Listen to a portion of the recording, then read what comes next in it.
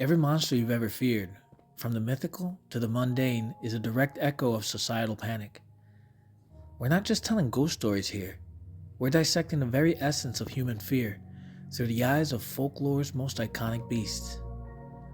What does the Wendigo tell us about starvation? What does La Llorona reveal about agony of loss? Prepare to see your deepest anxieties staring back at you. Every time I sit down with this journal, I start with a blank page, a question, or a need to put thought to paper. Today's question is simple, but it's been a very interesting thought. Why do people create monsters? Not just for fun, not just to scare each other, but stories that survive for centuries, stories that get passed down, and stories that refuse to disappear. Because if you think about it, every culture has monsters, different names, different shapes, but they always exist. And that makes me wonder, are monsters more than just a way of entertainment? Or is there more to it? Could they be just people's own insecurities and anxieties put to paper? We talk a lot about fear today. Fear of AI, fear of sickness, fear of the world changing too fast. And honestly, it is. But people in the past had fears too. They just didn't have science or media to explain what they felt. They instead told stories.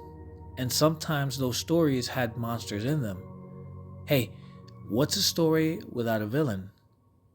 So what if monsters aren't really about the dark? What if they're really about us?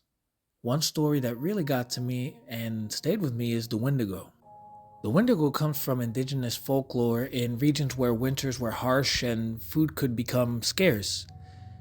The legends describe a person who turns into a creature after giving in to greed and cannibalism. They're always hungry, always wanting more, never satisfied. And when you imagine living in a place where one bad winter could mean starvation, that fear makes sense. If one person took too much, others might not survive. If someone chose themselves over the group, it could cost lives. So the Wendigo wasn't just a scary tale, it was a warning. A reminder that survival depended on cooperation and self-control. It's really a story about what happens when desperation overrides humanity. And when I think about it, that fear hasn't disappeared.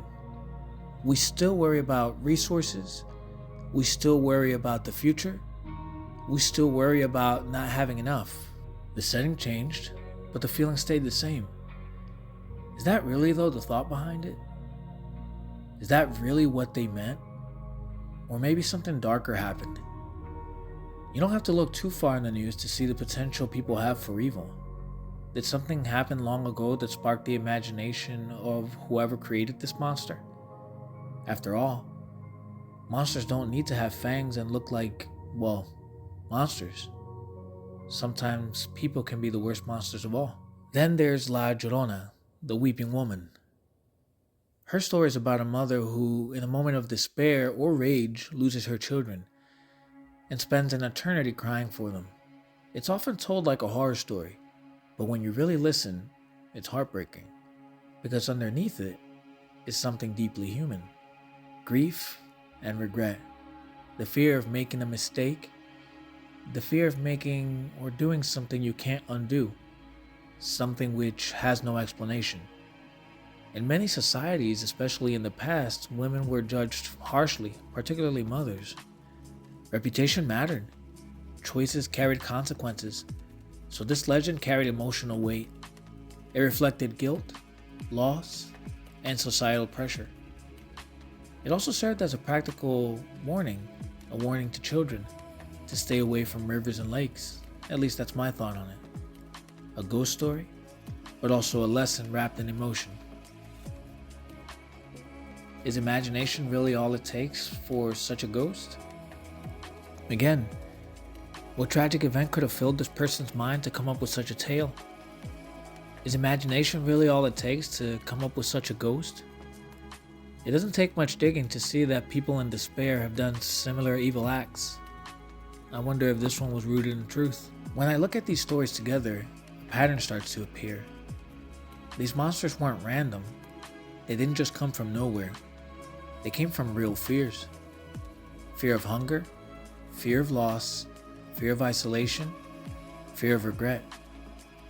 Monsters gave shape to feelings people had and they didn't have any words for. They helped communities explain danger, teach lessons, and cope with uncertainty. They made fear visible. And maybe we still do this today, just in a different way. We imagine worst case scenarios, we tell stories about what could go wrong. Only now the monsters look like technology, global crisis, or uncertain futures. But the emotions behind them, those are ancient. Fear of losing control, fear of losing the people we love, fear of not having enough. Those fears connected us. They connected us to people hundreds of years ago, which is strange to think about because it means even across time, even across cultures, we're really not that different. Maybe monsters were never really about what was in the dark. Maybe they were always about what was inside us. And maybe understanding that doesn't make the fear disappear, but it makes it easier to face. That's what I keep thinking about as I fill this page. Maybe monsters aren't just things we imagine. Maybe they're mirrors. And sometimes, looking into them tells us more about ourselves than we expect.